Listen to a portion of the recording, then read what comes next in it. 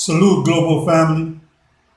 Welcome to another AGM Perspective where we discuss real issues in real time. Today's topic is fear. What is fear? Fear is an unpleasant emotion caused by the belief that someone or something is dangerous, likely to cause pain, or the threat of it. My acronym for fear is foregoing essential action or response. When we understand that when a person fears or have fear, fear renders one paralyzed to do, to act, to think, to reason.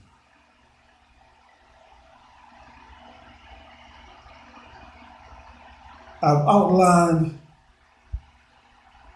10 things that I believe leads to fear. 1,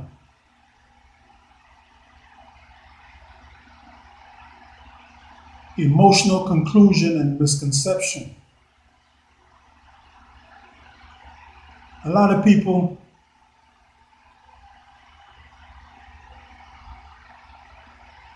who are in the comment section of my page or my channel have derived conclusions and misconceptions that black pride or black power equates to hate of everybody else, which is false. It's a false narrative. Black power or empowerment does not equate to hate of everybody else. But it's a healing for centuries of trauma, centuries of horror due to the legacy of slavery. So when we seek to have a movement that isolate or encapsulate black people, it's not to exclude,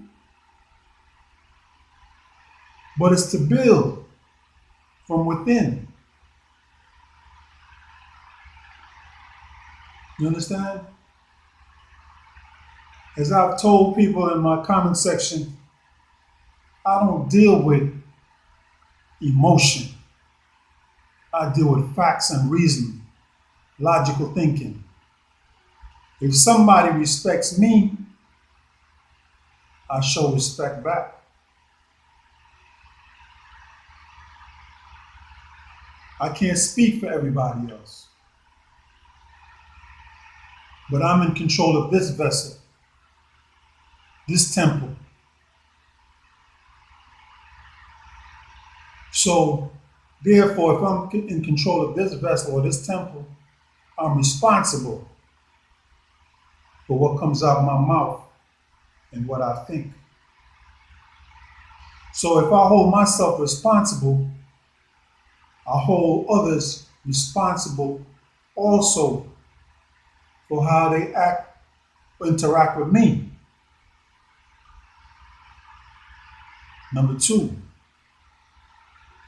phobia of retaliation and retribution. Now we have a lot of people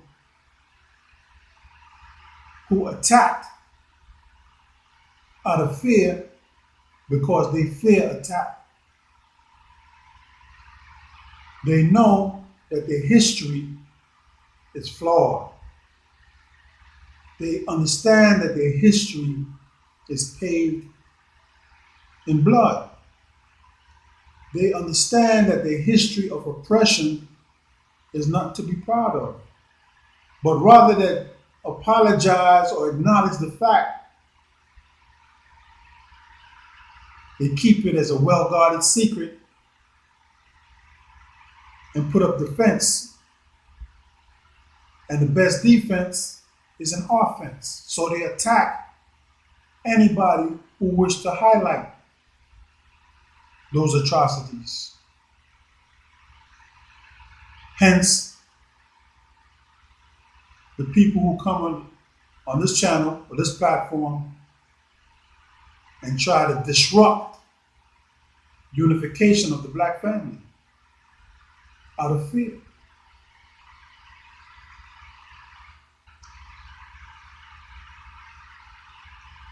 Number three, leadership blames leadership when the populace are taken out of their comfort zone due to a change in direction.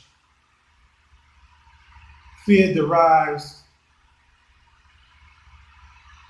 when one is pushed out their comfort zone. When a leader initiates a different course of action or a new direction that people don't feel comfortable with because they don't have the vision to see. Most people have blinders on, like racehorses. They can only see what's ahead of them. They can't see the peripheral. They can't see the larger picture. So they rebel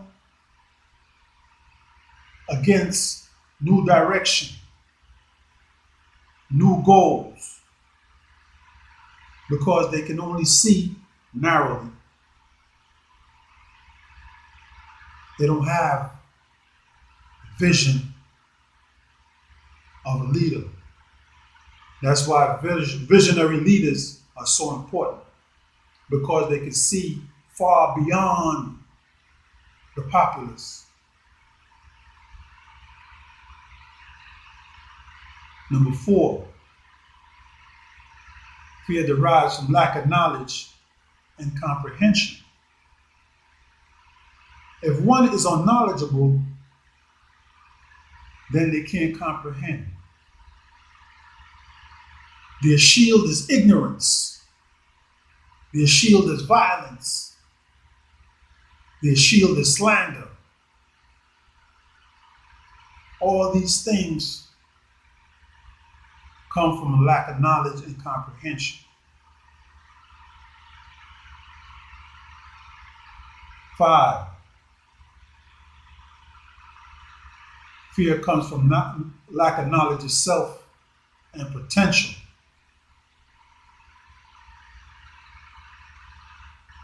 When you don't know who you are as an individual, understand where you came from in your ancestral pool, the strengths that you have, the knowledge. When you were cut off from your roots, you fail to realize the potential. A person that doesn't realize their potential are fearful of other things that they see. If you don't know how strong you are and what you're capable of doing, then you fear everything of strength or what appears to be strong. You fear just for fear's sake.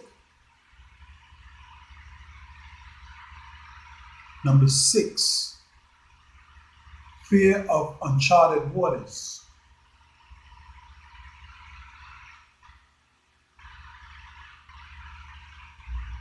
People,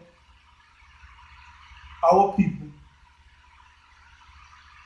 and I speak to our people because this is our movement. When our people go into uncharted waters, where they have never been before.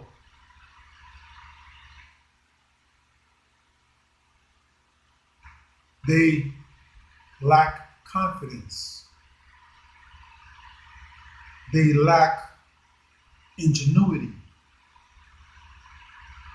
They lack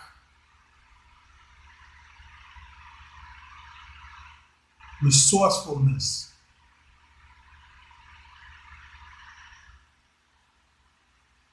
They are so focused on the unknown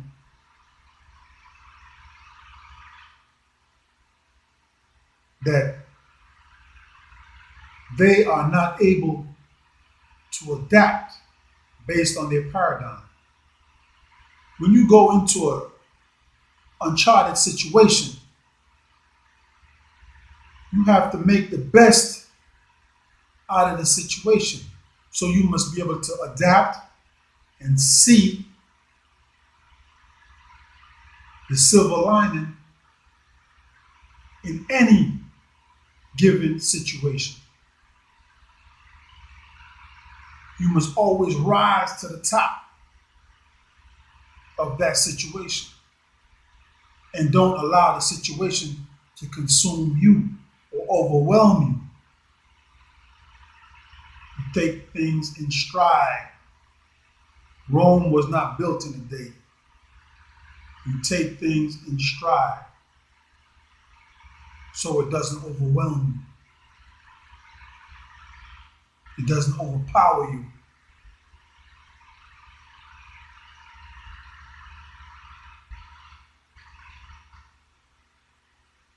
Fear of not knowing what to do next. One who lacks skills and training and the ability to formulate a comprehensive plan is always fearful, especially when he comes up against one that's organized. Organized thought will always trump disorganized thought.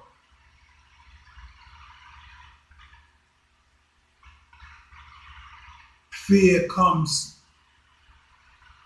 from inadequacies.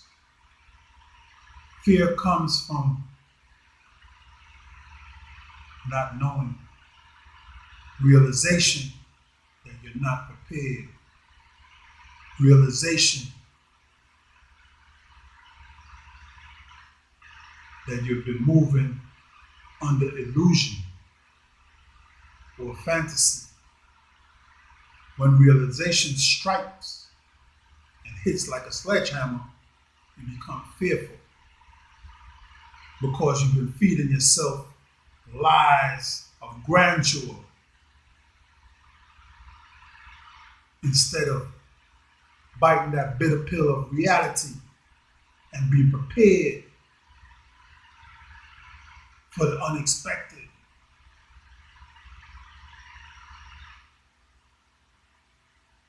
You have brothers that feel that they built like that, and then when they get into certain situations, they're lost.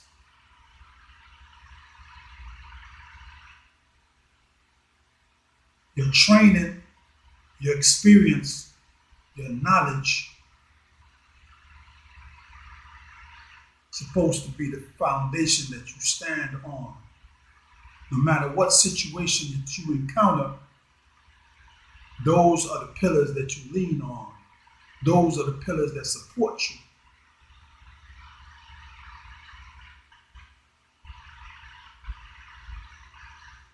Number 8, fear of rocking the boat and upsetting the balance of power and calling down the wrath of the oppressor or colonizer.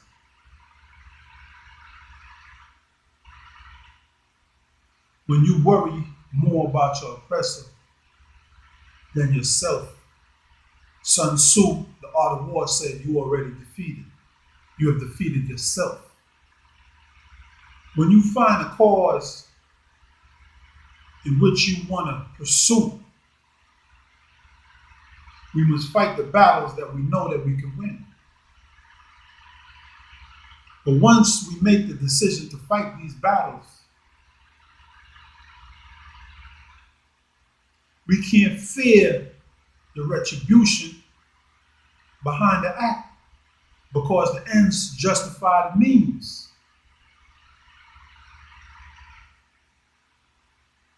When you're sick and tired of being sick and tired, you move out. Salute, global family. You move out.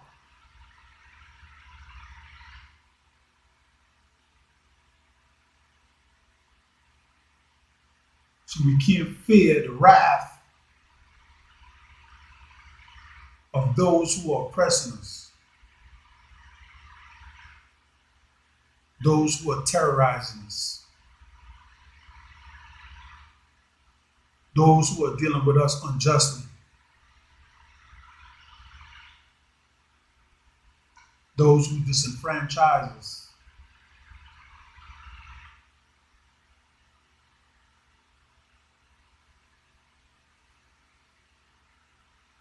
Number 9, fear of religious leadership and its domination.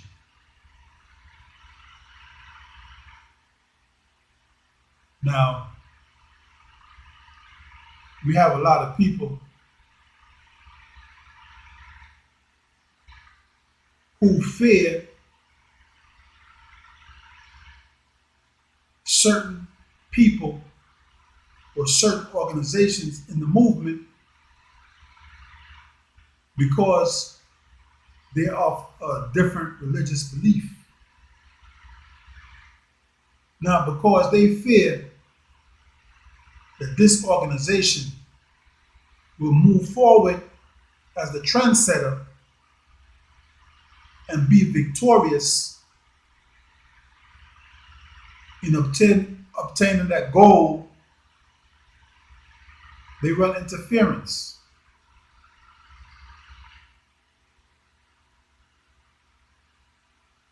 Because they fear that if these brothers and sisters become the victors, they will set the tone. That which they believe will be institutionalized. It will be the norm, it will be the standard. So that fear hinders the unification process.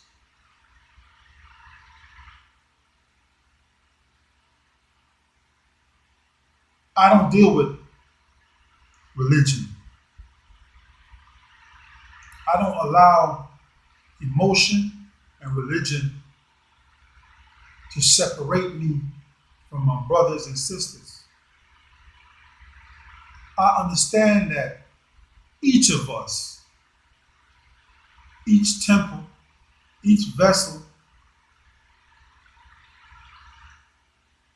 is an entity unto itself with its own identity. Just like I want my identity to be respected, I must respect theirs also.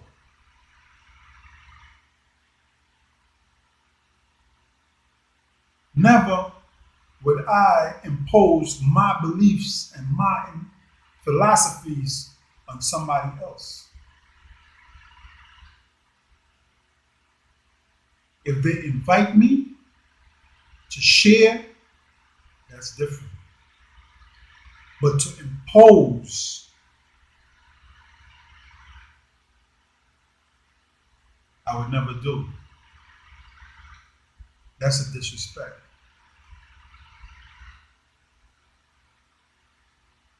So fear not. Keep your eyes on the prize. Unity on the common goal. Unity focused with a common goal. Fear of change to climb out the box of captivity. Number 10. And systematic self-destructive engineering. A lot of us have been trained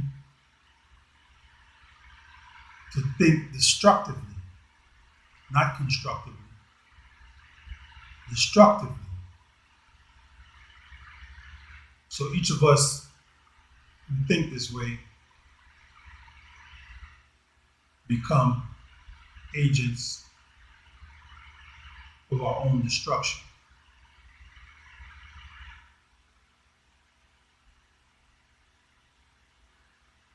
Who are taught to fear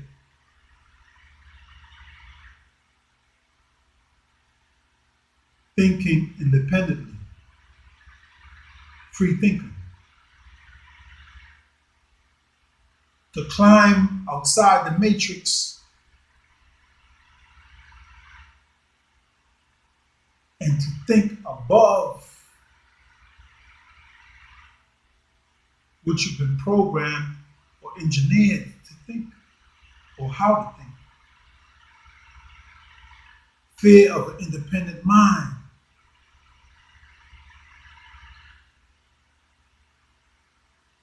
You see?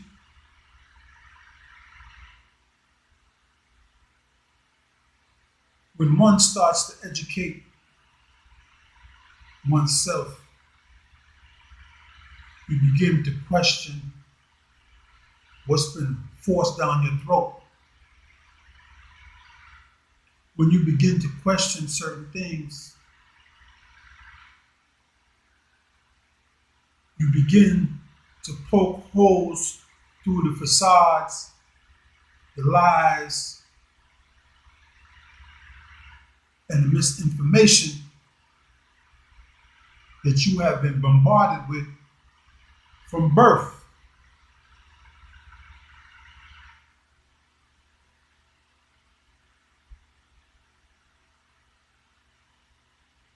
A free thinker has always been seen or viewed as a danger.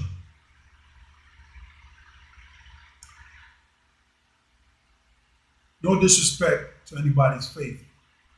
Back in the days,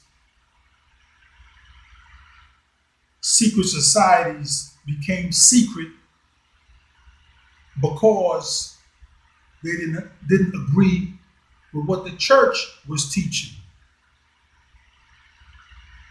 The church, who wanted the monopoly of being the right hand of God, sent their soldiers to the four corners of the earth in crusades to force Bible by way of sword down people's throat. Take this Bible or take this sword.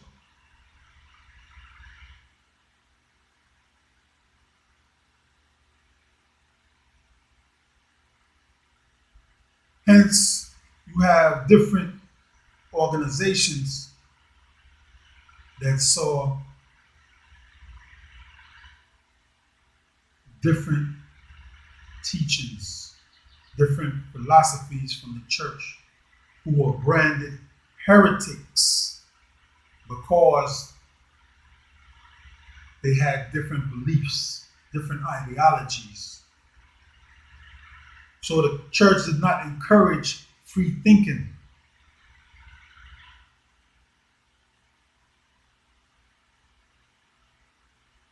They wanted a control, a monopoly over everyone.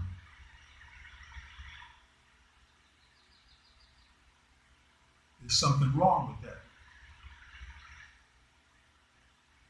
There's something wrong with that.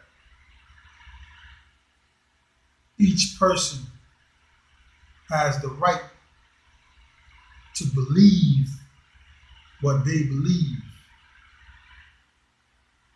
And in doing so, your actions will be judged by your conduct.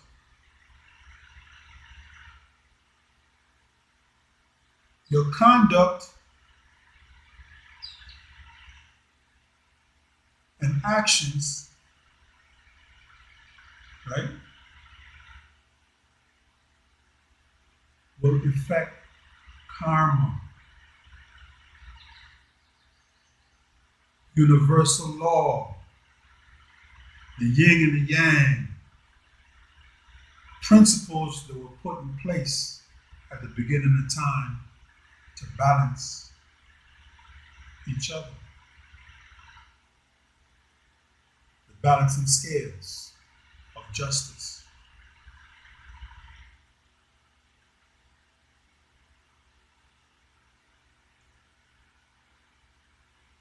I think, therefore I am.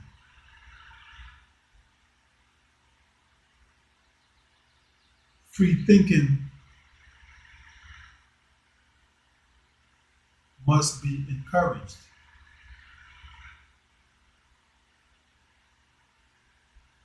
Fear of change to escape that box of captivity, of indoctrination, of social engineering must be encouraged. Can only be obtained from education, not just any education, conscious education. So when you see these secret societies, don't fear these societies. These societies exist because they hold certain knowledge, and these knowledge is obtained in degrees through studies. These secret societies hold the knowledge secret because they believe that knowledge should not be given, it should be earned.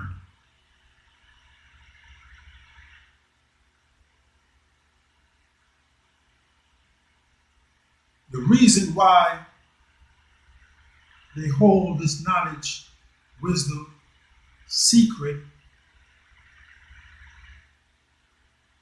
is because they know the dangers of the knowledge getting in the wrong hands and being used for the wrong reasons.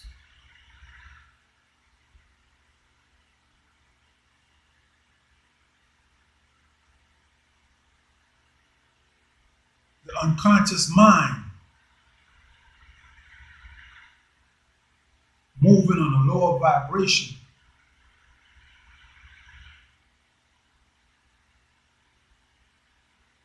seeks the carnal.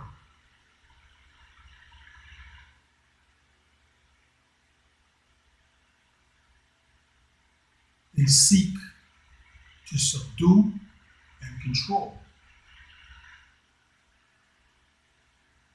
not to network and to grow and to flourish.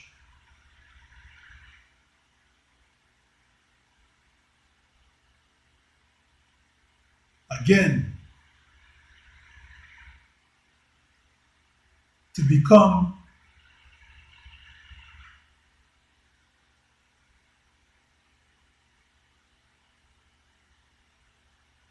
immortal,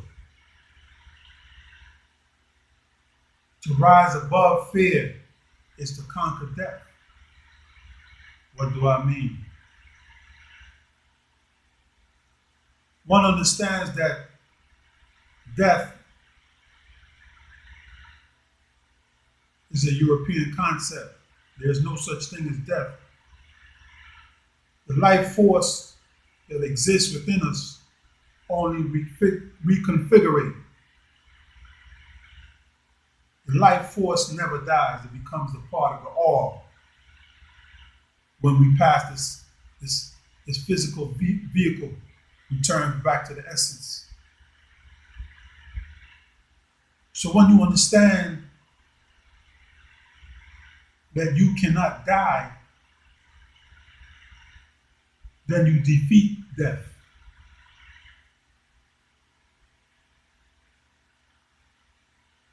When you defeat death,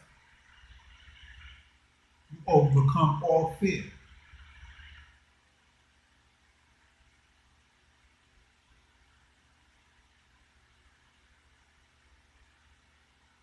You understand?